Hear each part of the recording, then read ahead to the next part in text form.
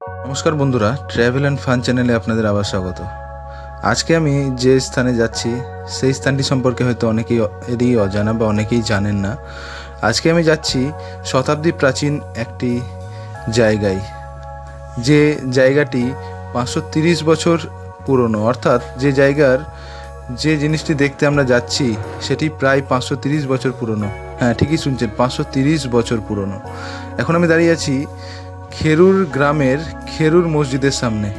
যে মসজিদটি তৈরি হয়েছিল 1494 সালে আলাউদ্দিন হোসেন শাহের আমলে, অর্থাৎ আজ থেকে প্রায় 530 বছর পুরনো। হ্যাঁ, এই মসজিদটি আজ থেকে প্রায় 530 বছর আগে গড়ে উঠলেও শুনলে আপনারা অবাক হবেন, এই মসজিদে এখনও বলা হয় আজান বা এখনও পড়া হয় আজান, এবং ঈদ বা বিভিন্ন পরবের নামাজও পড়া হয় এই মসজিদে।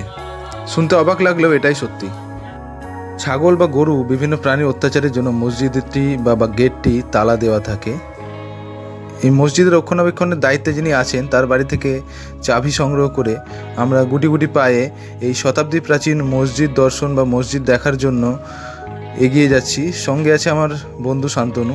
আমরা দুজন মিলে এসেছি আজ খেরুর মসজিদের এই ঐতিহাসিক নিদর্শনের সাক্ষী হতে। আমি এখন যে বোর্ডের সামনে দাঁড়িয়ে আছি দেখতেই পাচ্ছেন, এখানে লেখা আছে স্পষ্ট, যেটি আলাউদ্দিন হোসেন শাহের আমলে 1494 সালে গড়ে উঠেছিল। এই গম্বুজাকৃতি এই মসজিদটি 1494 সালে গড়ে উঠলেও, অর্থাৎ আজ থেকে 530 বছর পূর্বে গড়ে উঠলেও, এই মসজিদের ভেতরে আমরা যখন যাব আপনারা দেখলে অবাক হবেন, এখানে এখনও মানুষ থাকে। অর্থাৎ এখানে এখনও মানুষ নামাজ পড়ে বা আজান দেওয়া হয়, এবং বিভিন্ন উৎসবে, ঈদ, বকরিদ প্রভৃতি উৎসবে এখানে মানুষরা এসে একসঙ্গে নামাজ পড়েন। হ্যাঁ, এটি একটি আশ্চর্যের ঘটনা। অর্থাৎ এত বছর পুরনো এই মসজিদটি এখনও সগৌরবে টিকে রয়েছে। হয়তো কিছুটা ভগ্ন মনে হলেও সেই মসজিদের ভেতরে থাকার এখনও মানুষের ব্যবস্থা রয়েছে। মানুষ এখনও এর ভেতরে থাকেন, আজান দেওয়া হয় মসজিদ থেকে এবং নামাজও পড়া হয়। তো আমরা আস্তে আস্তে মসজিদের ভেতরে প্রবেশ করছি। বর্তমানে মসজিদে লাগানো দুটি উৎসর্গকৃত আরবি শিলালিপি, যার একটিতে শাসনরত সুলতানের নাম আছে কিন্তু অন্যটিতে নেই। তথ্যানুযায়ী সুলতান আলাউদ্দিন হোসেন শাহের শাসনকালে জনৈক রাফাত খান 900 হিজরতি অর্থাৎ 1493 থেকে 95 খ্রিস্টাব্দে এই মসজিদ নির্মাণ করেন। আচ্ছাদিত আয়তাকৃতির কাঠামোর মসজিদটি সম্পূর্ণরূপে ইটের তৈরি এবং এতে পাথরের কোনো আবরণ নেই। 4 কোণার 4টি মিনার সহ এই মসজিদটি এক গম্বুজ বিশিষ্ট একটি প্রার্থনা কক্ষ এবং 3 গম্বুজ বিশিষ্ট একটি বারান্দা আছে।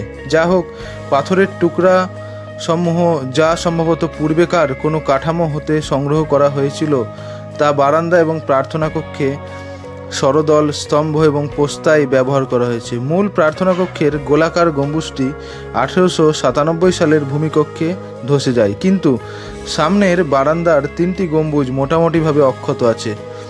উত্তর পশ্চিম কোণের মিনারটি সম্পূর্ণরূপে ধ্বংস হয়ে গেছে, কিন্তু অন্য 3টি মিনার কিছুটা ক্ষতিগ্রস্ত ও অবিচ্ছেদিত অবস্থায় সংরক্ষিত আছে।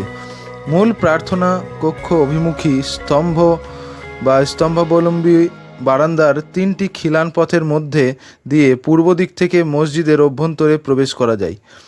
প্রার্থনা কক্ষটি পরিমাপে দৈর্ঘ্য এবং প্রস্থ প্রায় 9 মিটার। বারান্দা এবং প্রার্থনা কক্ষের উত্তর এবং দক্ষিণ দিকে 2টি অতিরিক্ত প্রবেশপথ আছে।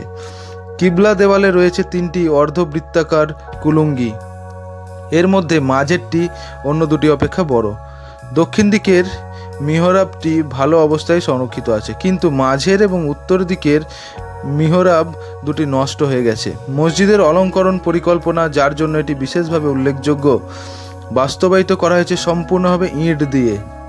শুধু ব্যতিক্রম হলো 8টি পোস্তা, এগুলি পাথরের তৈরি। মসজিদটি প্রাক মুঘল মসজিদের বর্গাকার গম্বুজ রীতির মসজিদের অন্তর্ভুক্ত। এই মসজিদের সম্মুখে একটি বারান্দা আছে। এই রীতি বাংলা সালতানাতের পরবর্তী ইলিয়াস শাহী শাসনকালে বিকাশ লাভ করেছে এবং এর উদাহরণ দেখা যায় গৌড়ের চামকাটি মসজিদ, লট্টন মসজিদ, রাজবিবি মসজিদ, দিনাজপুরের গোপালগঞ্জ মসজিদ, সুরা মসজিদ ও রুকন খান মসজিদ, বাগেরহাটের মসজিদ বাড়ি মসজিদ ইত্যাদি এই মসজিদেরই উদাহরণ।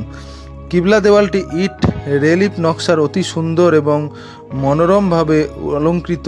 এই ধরনের অলঙ্করণ গৌড়ের ধুনিচক মসজিদের অলঙ্করণের কথা স্মরণ করিয়ে দেয়। পশ্চিম দিকের বাইরের দেওয়ালে 3টি অনুভূমিক আলংকারিক বন্ধনী রয়েছে। এর নিম্নাংশে আছে জটিল নকশা এবং উপরাংশে রয়েছে চমৎকার খোপ নকশা। অনুরূপ পোড়ামাটির খোপ নকশা উত্তর এবং দক্ষিণ দেওয়ালের অভ্যন্তরে এবং ফাসাদের বাম পার্শ্বে এখনও বিদ্যমান। বক্রাকারে ইটের কারুকার্যের নিদর্শনসমূহ বাইরের অন্যান্য দেওয়ালের চারিদিকে অল্প করে দেখা যায়। অলঙ্করণ পরিকল্পনায় প্রধানত ফুলেল নকশা দেখা যায় এবং এর মধ্যে গোলাপ প্রাধান্য পেয়েছে। মসজিদের নিকটে গাজী পীর কল্লার সমাধির ইটের সমতল ছাদের নিচে পড়ে থাকা মসজিদের 2টি উৎসর্গকৃত আরবি শিলালিপি পাওয়া গেছে। শিলালিপি 2টি পেয়েছিলেন টি ব্লক 1905 সালে। পরবর্তীকালে সংরক্ষণ কাজের সময়ে শিলালিপি 2টিকে ফাসাদে লাগানো হয়। মসজিদটি ভারতের প্রত্নতাত্ত্বিক জরিপ বিভাগের আওতায় একটি সংরক্ষিত নিদর্শন।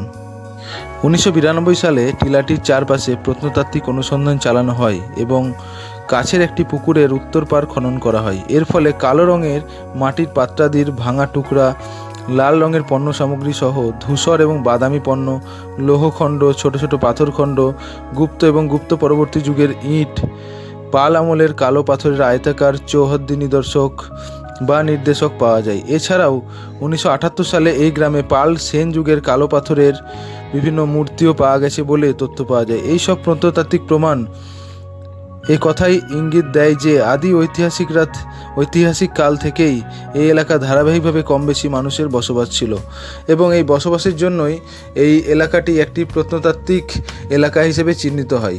ভবিষ্যতে আবার যদি খনন কার্য চালানো সম্ভব হয় তাহলে হয়তো অনেক অজানা তথ্য বা অজানা নিদর্শন আমরা খুঁজে পাবো। তো এখন মসজিদের চারিপাশটা আমরা ঘুরে দেখছি। আপনারা দেখতেই পাচ্ছেন মসজিদটি কত সুন্দরভাবে গুছিয়ে তোলা হয়েছে। ছোট ছোট ইট দিয়ে চারিদিকে কেল্লা আকৃতির একটি মসজিদ বানানো হয়েছে, যে মসজিদটির বাইরের অংশটি এখনও অক্ষত অবস্থায় রয়েছে। এই বাইরের অংশটি অক্ষত অবস্থায় থাকার জন্যই মসজিদের ভিতরটি এখনও মানুষ বসবাসের যোগ্য। ভেতরে ছাদটি বা মেন গম্বুজটি হয়তো ভেঙে গিয়েছে কালের গ্রাসে, সেটি ভেঙে যাওয়ার জন্য ভেতরে ছাদটি না থাকলেও এই মসজিদে এখন মানুষ বসবাস করতে পারে ভেতরে, এবং এখনও শুনতে পাওয়া যায় নামাজ, এখনও শুনতে পাওয়া যায় আজান।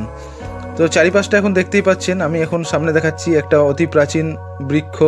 সে বৃক্ষ মসজিদের ঠিক পাশেই রয়েছে এবং মসজিদটি প্রত্নতাত্ত্বিক একটি স্থল হওয়ায় এটিকে সংরক্ষণের সুন্দরভাবে ব্যবস্থা করা হয়েছে। চারিদিকে রেলিং দিয়ে ঘিরে দেওয়া হয়েছে এবং এই মসজিদটি এখনও সংরক্ষণের কাজ চলছে। যে স্থানগুলি হয়তো ক্ষতিগ্রস্ত হয়েছে সেই স্থানগুলি মেরামতির কাজ সারা বছরই চলে। আপনারা যদি দেখতে চান এই মসজিদটি তাহলে আসতে পারেন। সাগরদিঘি থানার অন্তর্গত খেরুর মসজিদ বা খেরুর গ্রামে এই মসজিদটি রয়েছে। আপনারা সাগরদিঘিতে নেমে এখান থেকে টোটো ভাড়া করেও আসতে পারেন, কিংবা কেউ যদি মোটরসাইকেলে আসেন তাহলে আপনারা করাইয়া যুগর এই রাস্তা ধরে সোজা পথ ধরে মসজিদটিতে চলে আসতে পারেন। তো সবাইকেই অনুরোধ থাকবে অবশ্যই মসজিদটি দেখে যান। এটি সাগরদিঘির একটি ঐতিহাসিক নিদর্শন বা সাগরদিঘি থানার অন্তর্গত খেরুর গ্রামের একটি ঐতিহাসিক নিদর্শন, যেটির হয়তো অনেকেরই এখনও অজানা। যে নিদর্শনটি আজ থেকে 530 বছর আগে গড়ে উঠলেও যেটি এখনও মানুষের বসবাসের যোগ্য, এটা ভাবতে সত্যি অবাক লাগে। এবং এই জায়গায় গেলে আমরা মনে হয় যে 530 বছরের পুরনো কোনো স্থানে গিয়েছি এবং নিজেকে সেই স্থানে অর্থাৎ সেই সময়ে নিয়ে যেতে পারছি। যে টাইম ট্রাভেল বলে, সেই টাইম ট্রাভেলের আমরা সবাই সাক্ষী হয়ে থাকতে পারবো। আমার আজকের এই ছোট্ট প্রতিবেদনটি আপনাদের কেমন লাগলো তা অবশ্যই আমাকে কমেন্টে জানাবেন। চেষ্টা করব ভবিষ্যতে আরও কোনো সুন্দর, কোনো অজানা, কোনো অচেনা কোনো জায়গায় আপনাদেরকে নিয়ে যাওয়ার এবং সেই জায়গার সাক্ষী করে তোলার। যেহেতু আমার চ্যানেলটি নতুন তাই প্রত্যেক ভিডিওতে যেটা বলি এই ভিডিওতেও একই কথা বলছি। সবার কাছে একটাই অনুরোধ থাকবে, আমার চ্যানেলটি সাবস্ক্রাইব করুন, বিভিন্ন কমেন্টের সাহায্যে আরও কী কী দেখতে চান সেগুলো জানান। সবাই সুস্থ থাকবেন, ভালো থাকবেন, ধন্যবাদ।